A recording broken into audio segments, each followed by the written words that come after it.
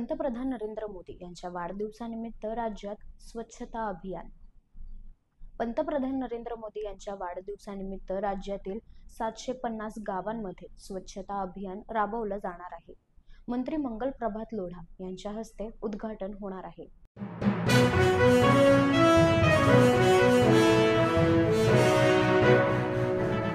महाराष्ट्र राज्याचे महाधिवक्ता बिरेंद्र सराफ यांचा राजीनामा.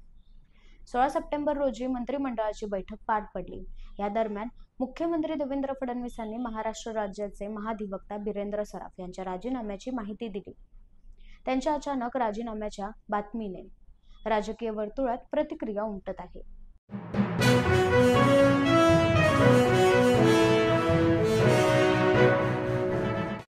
राज्य सरकार निकष पाळून कर्ज काढतात. राज्यावर कर्ज असल्याच्या चर्चेंवर आता सांस्कृतिक कार्यमंत्री ॲडव्होकेट आशिष शेलार यांची प्रतिक्रिया समोर येत आहे. जनहितासाठी कर्ज काढण्याचा निकष पाळून आम्ही जनसेवा करणार, सांस्कृतिक कार्यमंत्री ॲडव्होकेट आशिष शेलार यांचं विधान.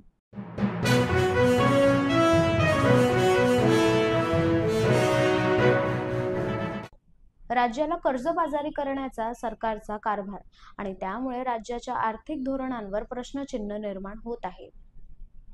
उद्धव ठाकरे यांनी पत्रकार परिषदेत सरकारवर टीका केली आहे.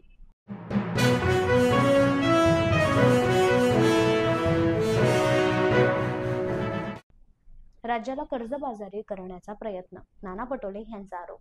सध्या राज्यावर 10 लाख कोटींहून अधिक कर्ज असल्याचा दावा करण्यात आला आहे, तर ह्यावर विरोधी पक्षाकडून प्रतिक्रिया उमटत आहे.